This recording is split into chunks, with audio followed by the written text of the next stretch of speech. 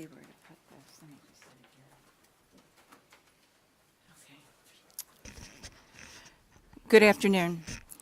Today, the Hamilton County Prosecutor's Office announces the indictment of Lamonte Brewer and Shalonda Mixon for the shooting in Anderson Township. Lamonte Brewer was indicted for 1 count of felonious assault, 1 count of tampering with evidence, and 2 counts of having weapons while under disability. If convicted, Brewer faces a maximum possible sentence of 20 years in prison. Shalonda Mixon was indicted for 1 count of tampering with evidence and 1 count of obstruction of justice. If convicted, Shalonda Mixon faces a maximum possible sentence of 4 years in prison. This incident occurred on March 6, 2023, approximately 8:30 in the evening. Hamilton County Sheriff deputies were dispatched to the home of Joe Mixon in Anderson Township relating to possible shots fired. Upon arrival, witnesses on the scene told deputies that teenagers in the neighborhood were playing Nerf Wars when apparent real shots were fired. One 16-year-old victim was found suffering from a single gunshot wound to his foot after being shot at with 10 to 11 rounds of ammunition.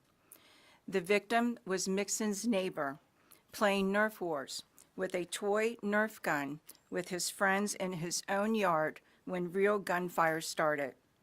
The teenager heard multiple shots whizzing by his head and immediately ducked behind a tree, fearing for his life. Deputies responded and stopped the vehicle leaving the scene. There were 2 occupants in the car. Shalonda Mixon, the sister of Joe Mixon, was driving the car, and her boyfriend, Lamonte Brewer, was in the passenger seat. During the stops, the deputies located a firearm in the trunk of the vehicle, which later was identified as the firearm used in the offense. A search warrant was executed for the surveillance footage from Joe Mixon's home. The surveillance video showed Brewer and Joe Mixon in Mixon's backyard and Brewer firing multiple shots at the teenager. Thereafter, Shalonda Mixon is seen collecting shell casings from the yard before Shalonda Mixon and Lamonte Brewer fled in her vehicle. Joe Mixon was seen in his backyard with a firearm but did not fire any shots. Mixon had been claimed to be receiving recently death threats on social media and was concerned for his safety that evening after his sister told him there were people outside with guns. As a legal gun owner, Mixon had the right to possess the firearm and did not commit a crime. I want to thank the Hamilton County Sheriff's Department for their thorough investigation. It's unbelievable that something like this could happen. It's hard to fathom how anyone could aim a gun at a child, let alone fire 10 to 11 rounds at him. It's a miracle he was not killed. Someone as dangerous as this should spend many years behind bars as the law will allow. We have some slides to show you of the scene. The first slide that you will see on the screen is an aerial photo of the scene. The yellow line is the path where the child was running back to his own home in his own yard. He ends up at this point near his own house. That's the tree he hid behind in order to have some safety. This red circle here that you see here, as you can see, is a close proximity to where the child's path was. This is where Brewer is standing and firing shots at the child running through his yard. The child was actually running, trying to get from the street to his back door. But about here is where the shots were starting to whiz by his head. The second slide that'll be here is Lamonte Brewer in the bottom here, and you can see firing the gun. The third slide is a photo. This is Shalonda Mixon. This is the sister of Joe Mixon collecting the shell casings out in the yard. The fourth slide is a Nerf gun, and I have that here, that you can see this is an obvious toy.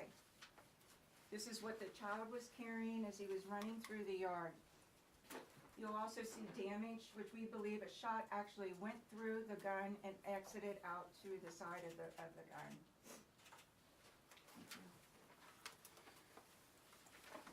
The next slide will be the firearm that was used by Lamonte Brewer. This is a modified weapon. It was originally it's considered to be a pistol. Let me get more of the, give me one moment. I'll give you, it's called a Zavasta M92. The spelling is Zastava. It's similar to an AK-47. It's technically a long barrel pistol. It looks like a rifle, and that is the firearm that was used. This is the type of ammunition that is used by the gun, and this is the magazine that fits into the bottom of the firearm. All right, I believe that's all the slides that we have at this time. If there's any questions. Can you explain the 911 call? There was a 911 call made by Joe Mixon's trainer, I believe, who said it seemed like a teen went back to the car, switched out a gun, and shots fired. Do you know if that's what you saw, or that was kind of a cover-up? I wouldn't classify it necessarily as a cover-up. You're correct. There is one 911 call made by the trainer indicating that there's people outside in the street, there are cars in the street. The Nerf Wars is a game played by teenagers in high school, and it's my understanding from what was conducted during the investigation that the teenager, the victim, did run to the car to exchange guns, and this was the toy gun that he got out of the car. There was no real firearm ever handled by any of the children. It's all Nerf guns involved here. The only real firearm was carried by the trainer had a firearm, Mr. Joe Mixon had a firearm, and Lamonte Brewer had a firearm. What was the time of that? It was dusk, right? I mean, there was some light, right? There is a street light, there's some landscaping lighting, so there is some lighting, but it was dark. Enough to realize that this was he was carrying a toy gun?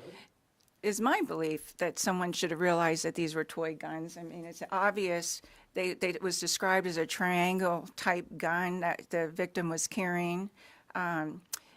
Also the Mixon, Brewer, and Pena, the trainer, all were out there long enough for their eyes to adjust and acclimate to the darkness to be able to distinguish that these were toy guns. Was there ever any, you guys were always aware that Joe Mixon was on the scene as early as that evening, because there was word circulating around in the days following that he wasn't even here. He was gone. People were telling the media that. Right.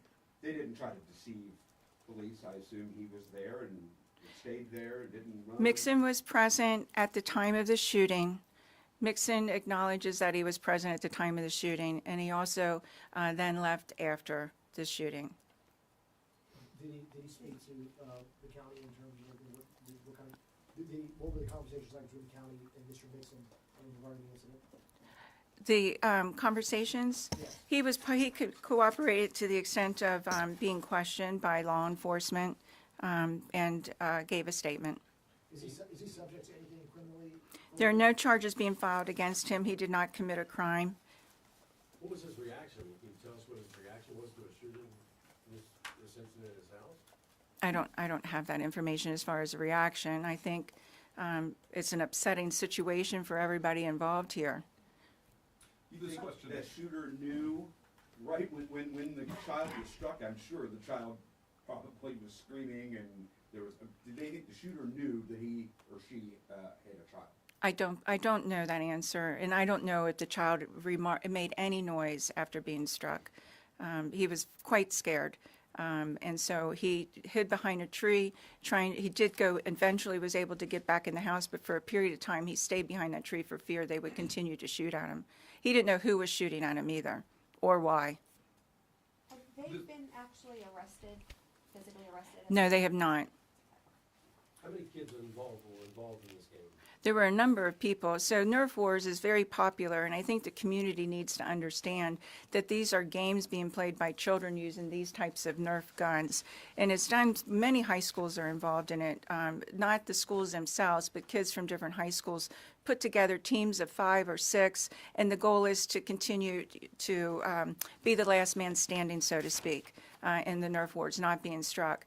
There's free zones such as skylines, school premises, school activities. You're not allowed to use these guns or play the game. It can only be done in certain areas, and there's all these rules that the kids set up. But the public needs to be aware that if you see kids running around a neighborhood, it could be the fact that they're playing Nerf Wars. But in this situation on this night, there were, I'm not sure exactly the number of cars, but there were multiple cars with teenagers in the car. One car arrived, tried to entice the victim to come out of the home. He called his friends. Other cars arrived to support him because you're working as a team. So I don't know the numbers. But he was the only one out of the car. The victim was the only one out of the car. Are the residents in this neighborhood, are they familiar of the game? Have there been any notices sent out to them? that this- I don't believe in any neighborhood where these games are being played that notices are going out. I don't believe so.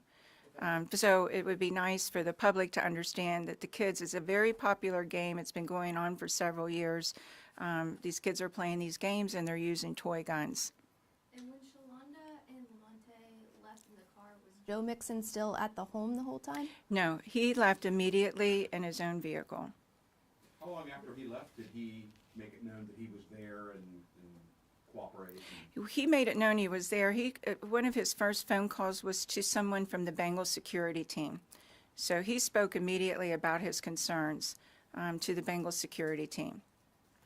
This is for the sheriff. Can you talk about, I guess, we've had a lot of people reach out, basically wondering why Joe Mixon, why his name was withheld at first, and then the only information that we received was that this house was related to him. I guess, can you just talk about, I guess, why, if he was there, and if you all knew he was there, I guess why more information about that and about him was not released? Well, as you know, thank you. As you know, in any investigation, our investigators have to collect the facts, and we're not going to release any information until we have the facts. And that's with any investigation. And this one was particularly complicated because there were a number of kids and, you know, the nature of who was out there and who wasn't. So we did have to withhold that information until we knew. Is that Joe's sister? Yes, it's also on our advice as well. We want an investigation completed before any indictment is announced and any information is being released. So that's just common course of how we handle our investigations. Are they cooperating, or have they fled? I know he's from California, they have strong ties to California. I know there hasn't been much movement at their house the last week and a half. You're exactly right. He is from California. We don't know his whereabouts at this point, and the whereabouts of Shalonda Mixon, we're still looking into. And he has a pretty lengthy record. He does. He has a lengthy record out of Oakland, California, and the surrounding counties involving either drugs, weapons, offenses of violence. He has a lengthy record. And you believe the shooting at the kids was directly related to death threats made to Joe Mixon? No, I didn't say that. Mixon, I was giving you a reference for Mixon's state of mind and concern. That's all. But no, the shooting was not directly related to that at all. Brewer was acting independently and did nothing. Mixon, does that make sense? It makes sense, but it doesn't make sense why he would shoot him. I agree with you. It does not make sense that somebody would shoot at a child with a toy gun in his own yard. Did Mr. Mixon explain as to the genesis of the death threats and kind of what how did that come up in the course of Personally, I have not seen any of them. I've just been told that it was pretty rampant on social media. And the threats that he was receiving was connected to the incident in January and the charges being dismissed. That's all I know. And speaking of that case, has there been any movement on that case at all? Is that I don't, that's not a county case, it's a city case, so I don't know, have any information regarding that. Can you talk about who Lamont Brewer was to Shalonda or to Joe Mixon? The boyfriend of Joe Mixon's sister, Shalonda. Anything else? So Or, if you guys had the video of Joe Mixon back when you released the suspects' names, why did it take until now to know that Joe Mixon was there at that night? We just didn't release the information. We were aware of it. It's just the information was not released. Right, that's why I'm saying, is there a reason why you didn't release that he was there if that When the was already investigation, known? we want to complete the investigation before any information is released. I don't want to release it in piecemeal. All right. Thank you very much, everyone. Thank you. Thank you. Yeah, I was gonna. I'll send out the photo as well. Picture in the other direction so we can see the whole inside of it. Oh, you can see it in the front there. There you go.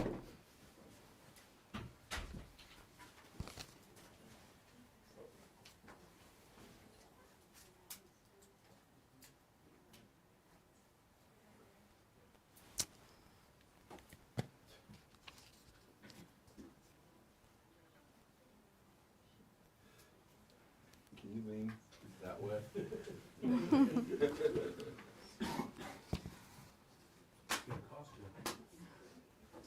the hole, where is it? Right here on the top.